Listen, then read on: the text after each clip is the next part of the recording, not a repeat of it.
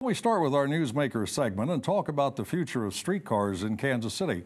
As you know, news coverage of the streetcars has typically been positive, with rave reviews for the streetcars' impact on downtown, particularly in terms of convenience and economic development.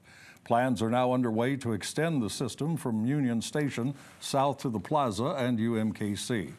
Not everyone is enthralled by streetcars or in favor of extension. Here to talk about the other side of the streetcar story is Sherry DeJanes, a local attorney.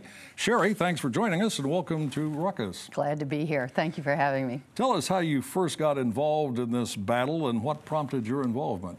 I first got involved in 2013 when I learned of the Phase 2 expansion efforts.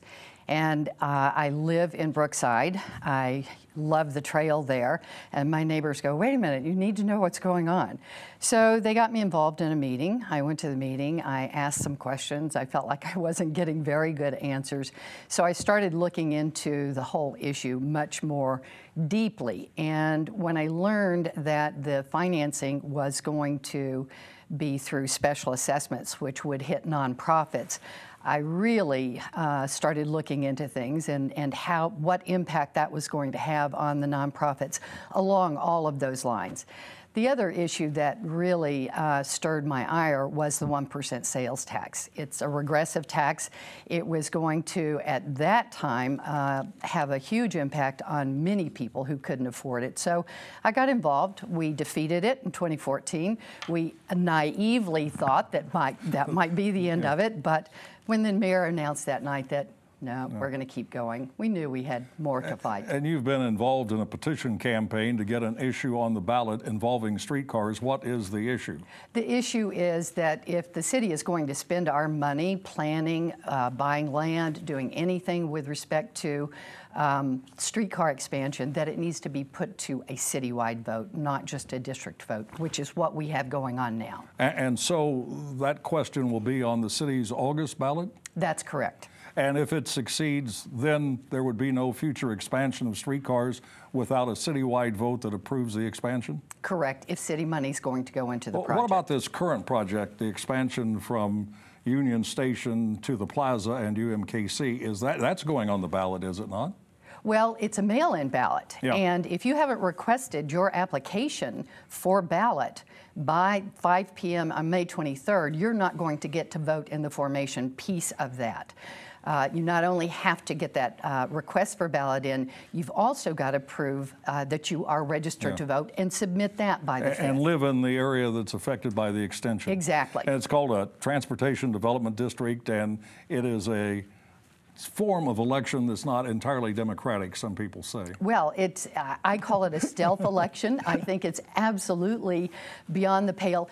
Missouri has a mail-in ballot act, and pursuant to that, you've got to get permission from the election authority. You then have the election authority send the ballots out to the people. They don't have to go and request them.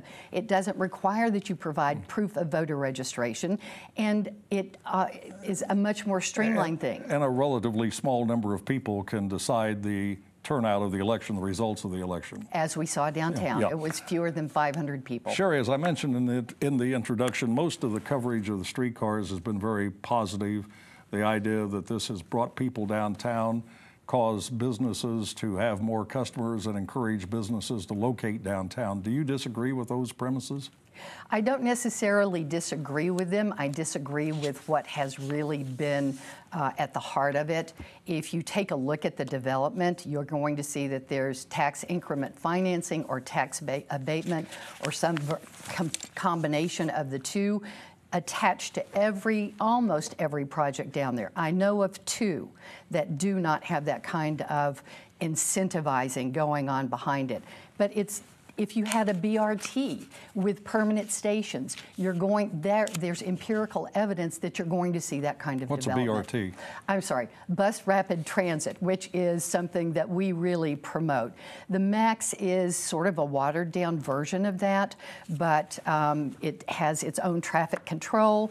Sometimes it will have its own lane of traffic. It's got more permanent structures for stations, and it operates along the lines of a MAX. Got to stop you there. One final question. Did you ever ride the streetcar? No. Are you going to? I don't think so. Okay. Thank you very much for coming in. Pleasure to meet you, and we'll look forward to seeing what happens on these projects. Glad you could have me here. Thank you. That is Attorney Sherry DeJanes. Now let's meet the panel and start a ruckus.